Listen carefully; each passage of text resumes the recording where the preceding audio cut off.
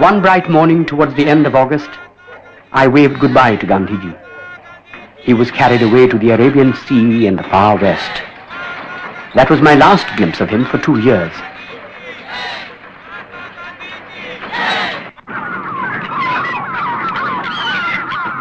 Gandhiji had gone to London as the sole representative of the Congress. Mrs. Sarojini Naidu also attended the Round Table Conference as a representative of Indian womanhood. The gulf between the Congress viewpoint and that of the British government was immense.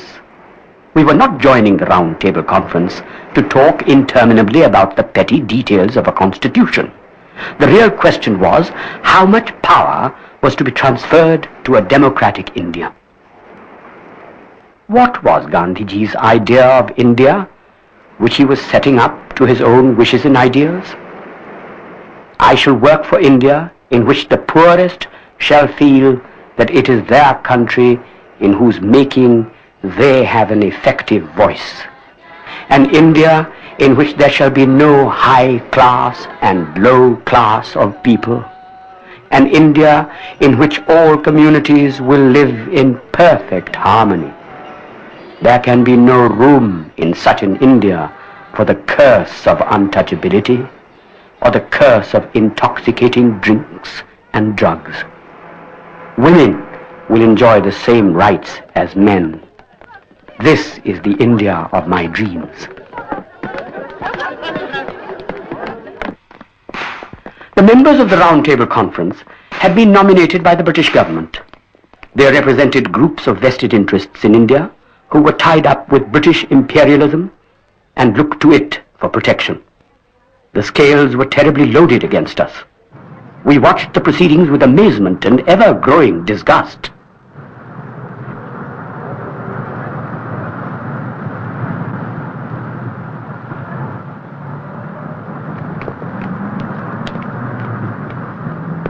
In the gilded, crowded hall, Gandhiji sat a very lonely figure. His dress, or absence of it, distinguished him from all others, but there was an even vaster difference between his thought and outlook and that of the well-dressed folk around him. His was an extraordinary position. In that conference, we wondered from afar how he could tolerate it. The British government had, however, no intention of falling in with our wishes in the matter. It was constituted so as to fail.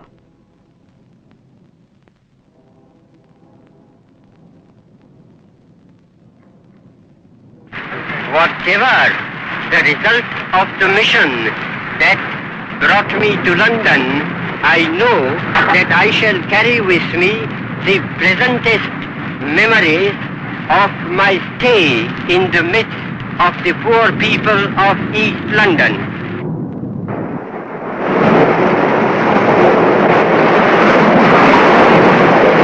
Two days after our arrest, Gandhiji landed in Bombay.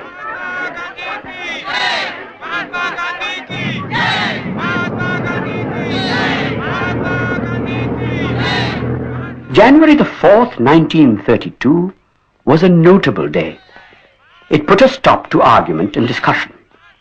Early that morning, Gandhiji and the Congress President, Vallabhbhai Patel, were arrested and confined without trial as state prisoners.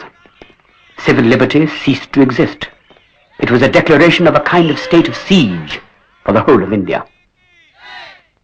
On that 4th of January also, our trial took place in Naini prison. I was sentenced to 2 years' rigorous imprisonment. So we sat in Naini prison, cut off from the strife, and yet wrapped up in it in 100 ways. We were out of it, yet in it.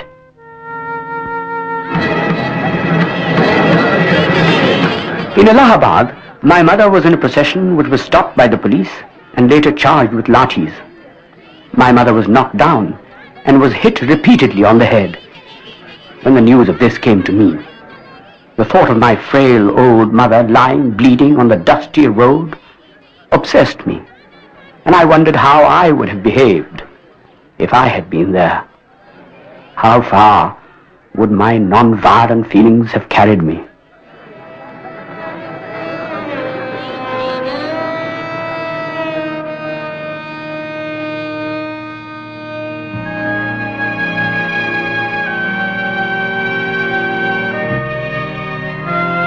Our peaceful and monotonous routine in jail was suddenly upset in the middle of September 1932 by a bombshell. News came that Gandhiji had decided to fast unto death in disapproval of the separate electorate given by Ramsay MacDonald's communal award to the depressed classes. What a capacity he had to give shocks to people. If Bapu died, what would India be like then? And how would politics run? There seemed to be a decay and dismal future ahead, and despair seized my heart when I thought of it.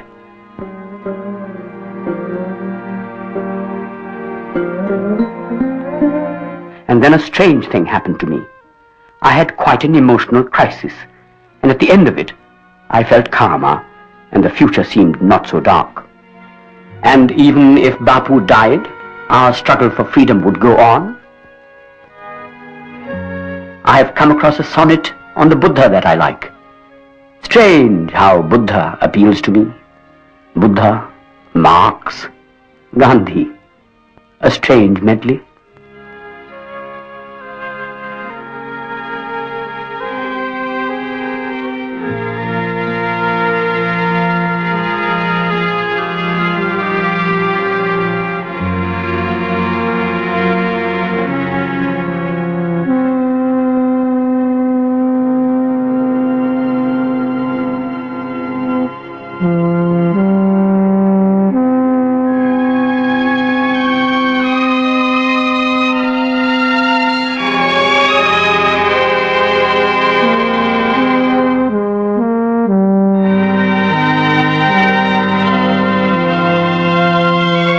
The little jail of Almora was perched up on a ridge.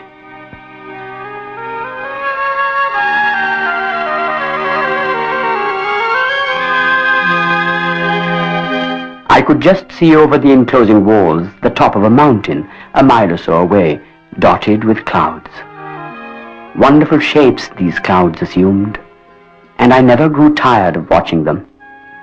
Sometimes they would join together and look like a mighty ocean, and the rustling of the breeze through the deodars would sound like the coming in of the tide on a distant seafront. Sometimes a cloud would advance boldly upon us, seemingly solid and compact, and then dissolve in mist as it came near and finally enveloped us.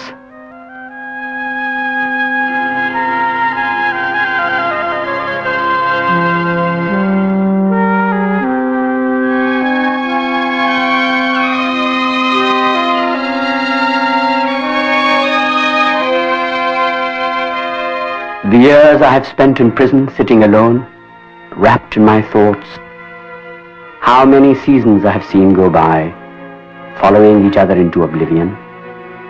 How many yesterdays of my youth lie buried there. And sometimes I see the ghosts of these dead yesterdays rise up, bringing poignant memories and whispering to me, was it worthwhile? There is no hesitation about the answer.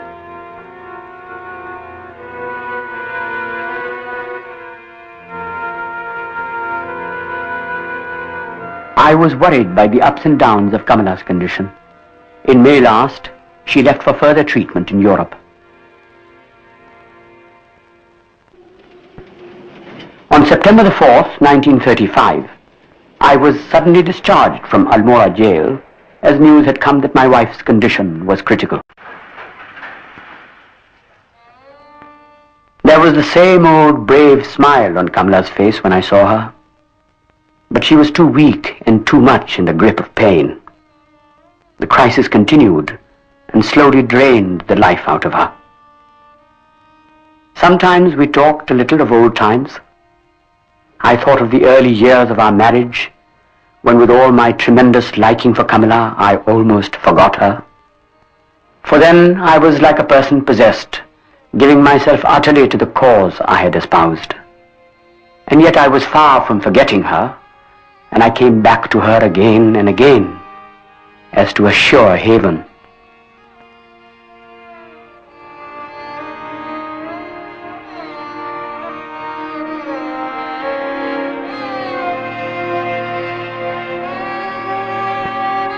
A 100 pictures of Kamala succeeded each other in my mind. 100 aspects of her rich and deep personality. She wanted to play her own part in the national struggle, and not by merely being a hanger-on and a shadow of her husband. She wanted to justify herself to her own self as well as to the world. Nothing in the world would have pleased me more than this, but I was far too busy to see below the surface, and I was blind to what she looked for and so ardently desired. Yet always there was a certain magic in our relationship. On her inexperienced shoulders fell that task of organizing our work in the city of Allahabad, when every known worker was in prison. She made up for that inexperience by her fire and energy, and within a few months she became the pride of Allahabad.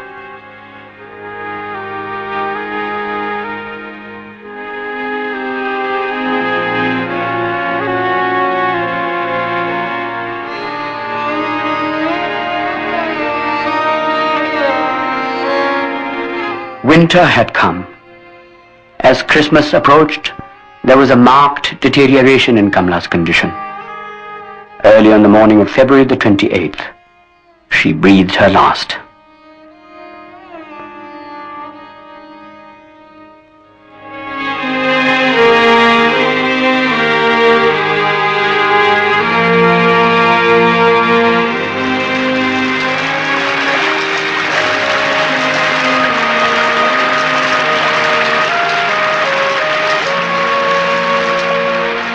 My wife's death in Switzerland ended a chapter of my existence and took away from my life something that had been a part of my being. It was difficult for me to realize that she was no more, and I could not adjust myself easily. Mother's death later broke the final link with the past.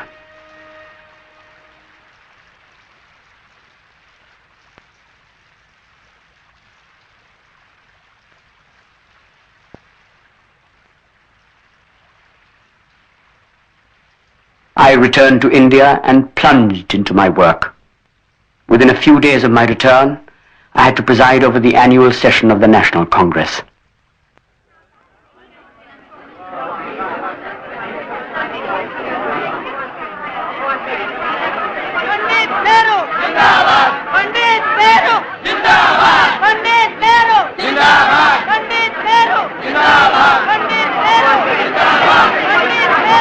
I am convinced that the only key to the solution of the world's problem and of India's problem lies in socialism.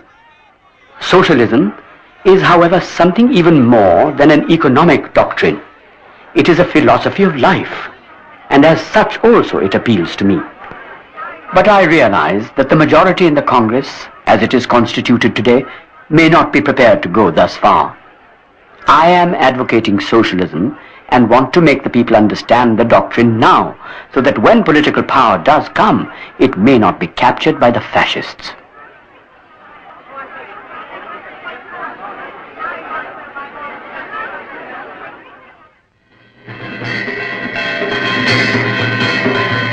Some kind of a dream of unity has occupied the mind of India since the dawn of civilization. India was, it must be remembered, a country of many religions, in spite of the dominance of the Hindu faith in its various shapes and forms. Islam was to come to India both as a religious and political force. There were many Muslims in the Congress. Their numbers were large and included many able men. Most dynamic were the Ali brothers, Dr. M.A. Ansari, Maulana Abul Kalam Azad. So also, on a more moderate scale, Mr. M.A. Jinnah. He had left the Congress when the organization had taken a political leap forward.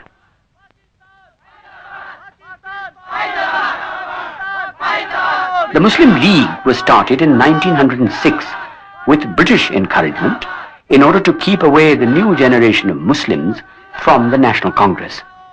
Of course, British governments in the past and the present have based their policy on creating division in our ranks. Divide and rule has always been the way of empires. We cannot complain of this, or at any rate we ought not to be surprised by it. To ignore it and not to provide against it is in itself a mistake in one's thought. The want of clear ideals and objectives in our struggle for freedom undoubtedly helped the spread of communalism. Mr. Jinnah was able, tenacious, and not open to the lure of office. His position in the Muslim League, therefore, became unique, and he was able to command the respect which was denied to many others prominent in the League.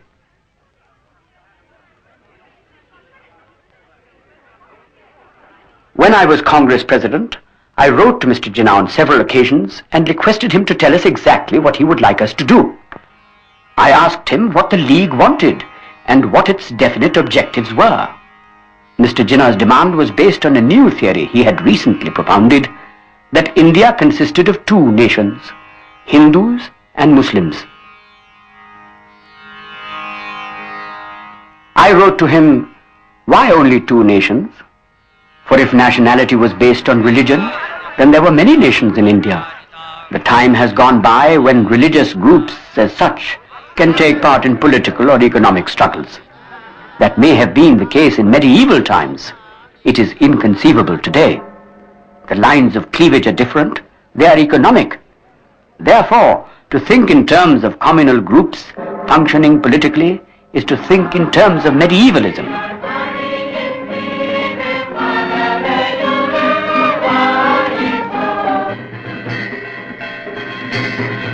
From Jinnah's two-nation theory developed the conception of Pakistan, or splitting up of India.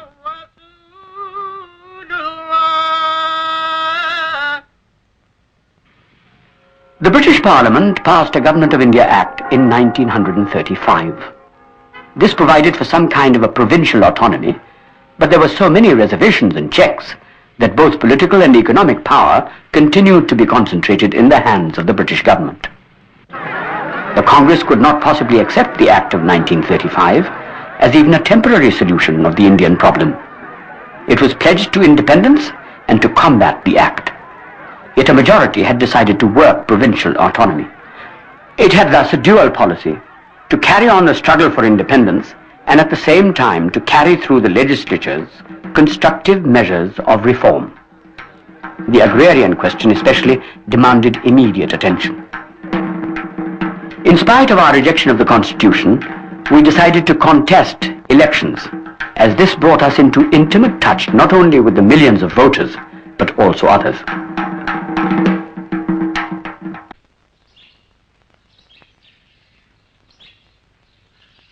Towards the end of 1936 and in the early months of 1937, my touring gathered speed. We went to that forgotten creature, the Indian peasant, and remembered that his poverty was the basic problem of India.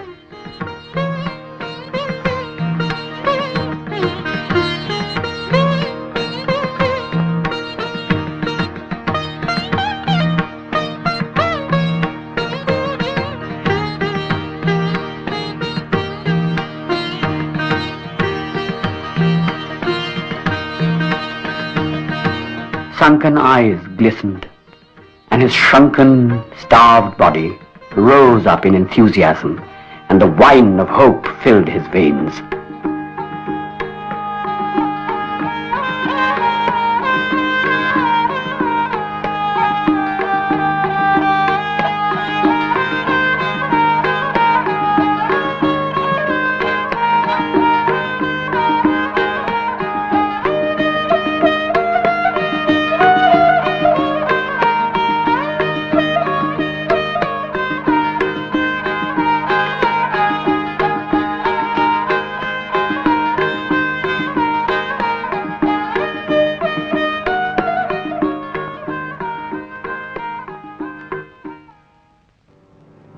Meanwhile, changes were taking place in Europe, and Hitler and Nazism had risen.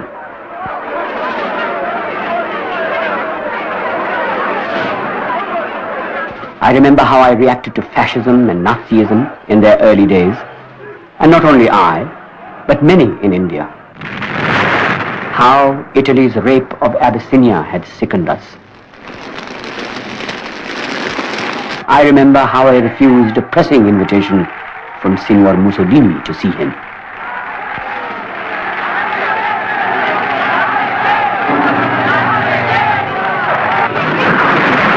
how Japanese aggression in China had moved India deeply and revived the age-old friendship for China.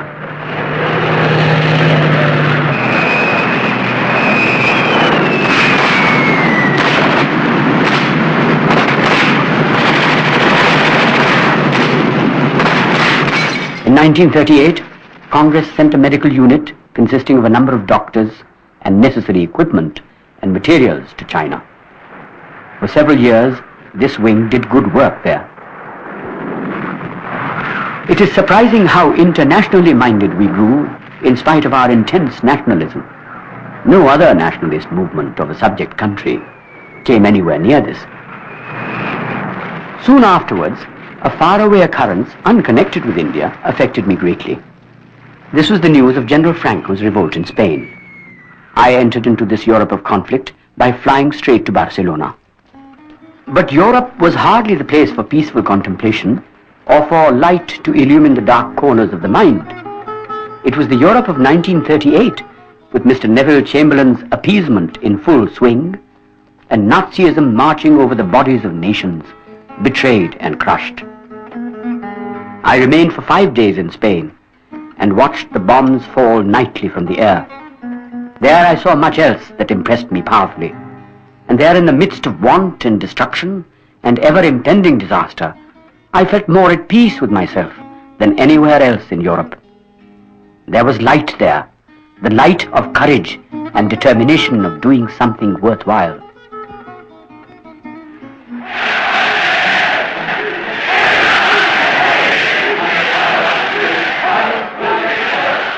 As peace is said to be indivisible in the present world, so also freedom was indivisible, and the world could not continue for long, part free, part unfree.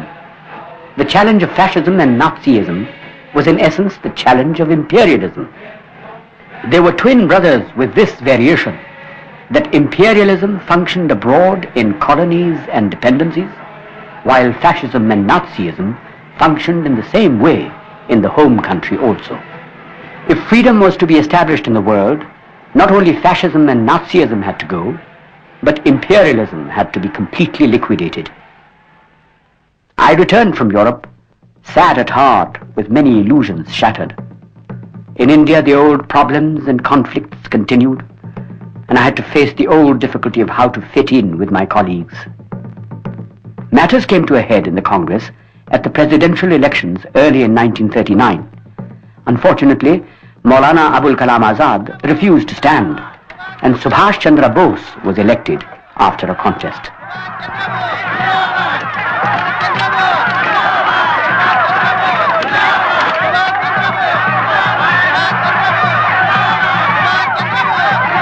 I have known Subhash for over 20 years.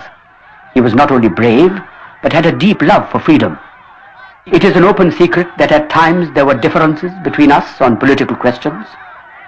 He did not approve of any step being taken by the Congress which was anti-Japanese or anti-Italian, and yet such was the feeling in the Congress and the country that he did not oppose this or many other manifestations of Congress sympathy with China and the victims of fascist and Nazi aggression. There was a big difference in outlook between him and the Congress executive, both in regard to foreign and internal matters. One of Subhash's grievances against me, which is coming out more definitely in his correspondences, is his objection to the foreign policy I have sponsored.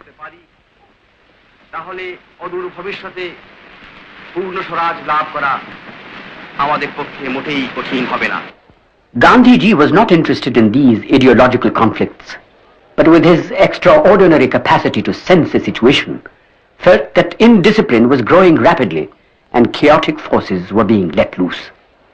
He was thinking in terms of the great struggle with British imperialism, and indiscipline could not be a prelude to this.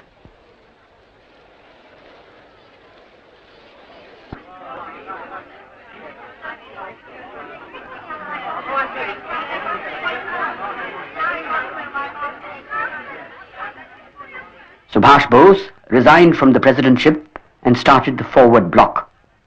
He struggled throughout his life for independence of India, though in his own way.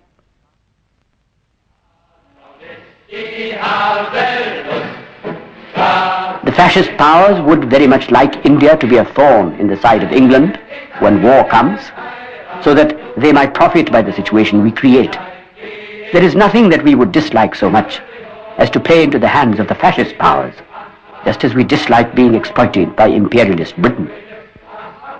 Our anti-war policy must therefore be based on freedom and democracy and opposition to fascism and imperialism.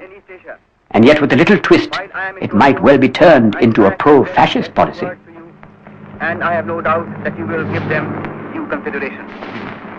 In the first place, I desire to thank you most heartily for the warm and enthusiastic welcome that you have given me on the occasion. Subhash escaped from India, went to Germany and then to Japan. And for the assurance that you have given me of your wholehearted support to our efforts. As for Subhash, I have never doubted his passion for freedom. He had no love for the Japanese, but he imagined that he could further Indian independence by allying himself with the Japanese and Germans, who were not only aggressive powers, but dangerous powers. The story of the Indian National Army, formed in Burma and Malaya during war years, under the leadership of Subhash Chandra Bose, from the abandoned ranks of the British Indian Army, spread suddenly throughout the country and evoked an astonishing enthusiasm. They became the symbols of India fighting for her freedom. They became also the symbol of unity among the various religious groups in India, for Hindu and Muslim and Sikh and Christian were all represented in that army. They had solved the communal problem amongst themselves, and so why should we not do so?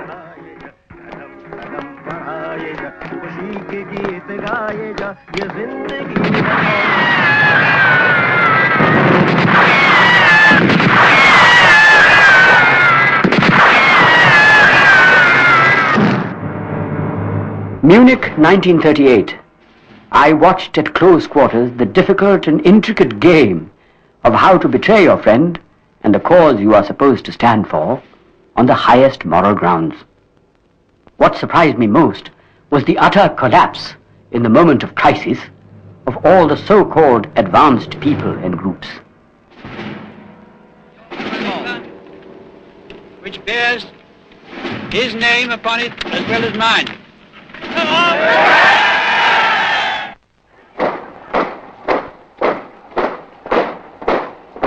The situation in Europe in August 1939 was threatening. England and France had played false to Republican Spain and betrayed Czechoslovakia. War was declared in Europe. April came and the Norwegian debacle. May brought the horrors of Holland and Belgium. June, the sudden collapse of France, and Paris, that proud and fair city, nursery of freedom, lay crushed and fallen. The Viceroy of India announced that India was also at war. One man, and he a foreigner, and a representative of a hated system, could plunge 400 millions of people into war without the slightest reference to them. There was something fundamentally wrong and rotten in a system under which the fate of these millions could be decided in this way.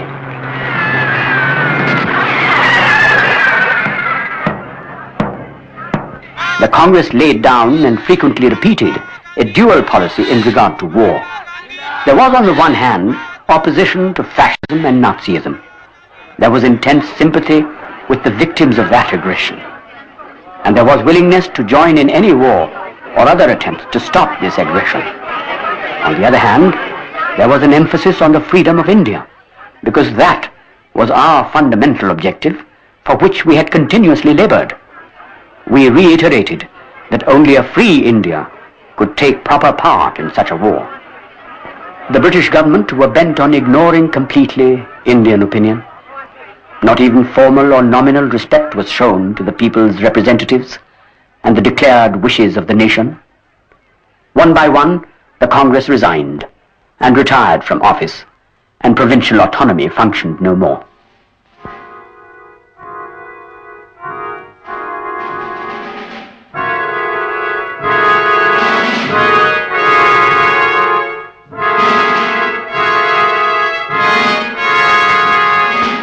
In June 1941, we were stirred by Hitler's sudden attack on Soviet Russia.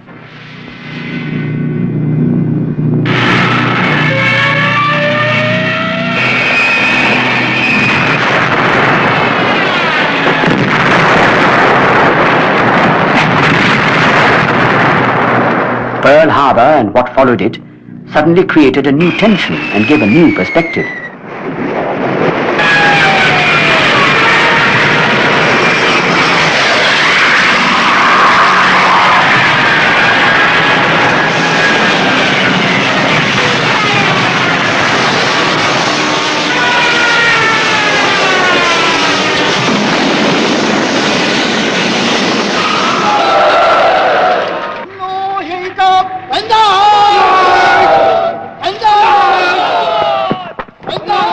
With the fall of Penang in Singapore, and as the Japanese advanced in Malaya, there was an exodus of Indians and others, and they poured into India. The war ceased to be a distant spectacle and began to approach India and affect her immediately.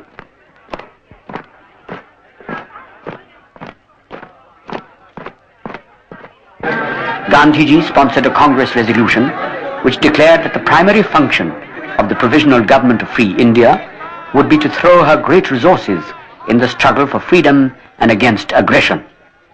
Gandhiji was getting on in years. He was in his 70s, and a long life of ceaseless activity, of hard toil, both physical and mental, had enfeebled his body. But he was still vigorous enough, and he felt that all his life work would be in vain if he submitted to circumstances.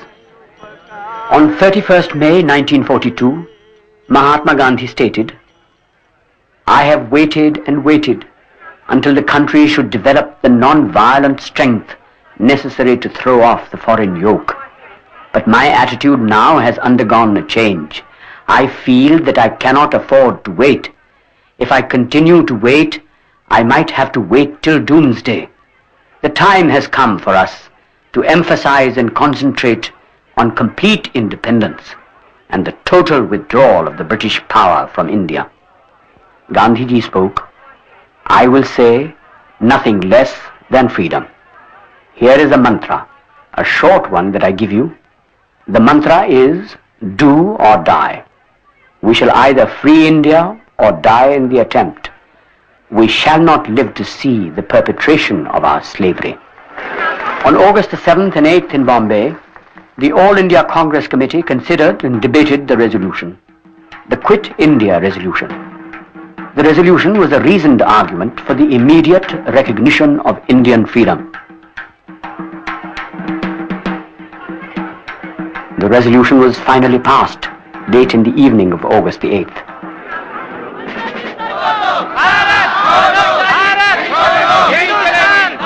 The reaction in the country was extraordinarily widespread.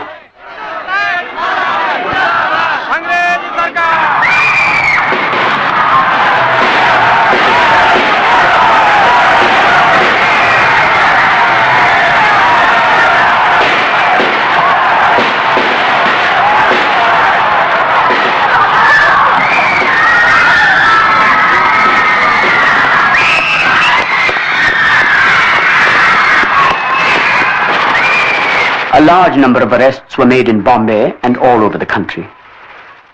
And so to Ahmednagar Fort.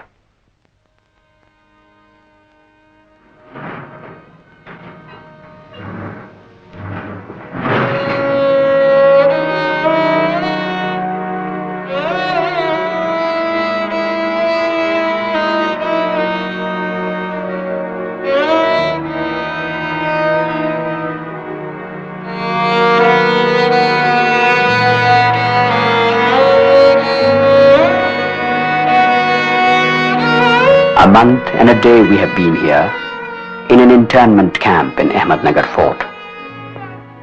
Non-violence and violence. How we have got into them. It hardly seems possible that we shall ever go back now to our ways and methods of the past 23 years, even if we want to. The war itself breeds in the country, against foreign aggressor, all methods of violence, and at the same time, we ask our people to be non-violent in their struggle for national freedom. That was the conflict in the subconscious mind of India. What of Bapu? More than ever before, the responsibility has been his. He knows it, he feels it, and he must suffer for it. Compelled by the feeling of personal responsibility, he undertook his 21 days fast. That is over, and he has survived. At the same time, it is obvious that he has discharged almost his last weapon. This had big results so far as the people of India were concerned, but not just big enough. The newspapers contained heavily censored news, yet they gave some idea of the war that was consuming more than half the world, and of how it fared with our people in India. Then famine came, ghastly, staggering, horrible beyond words. It was the biggest and most devastating famine in India during the past 170 years of British dominion. People dropped down dead before the palaces of Calcutta. Their corpses lay in the mud huts of Bengal's innumerable villages and covered the roads and fields. The famine was a direct result of war conditions and the carelessness and the complete lack of foresight of those in authority.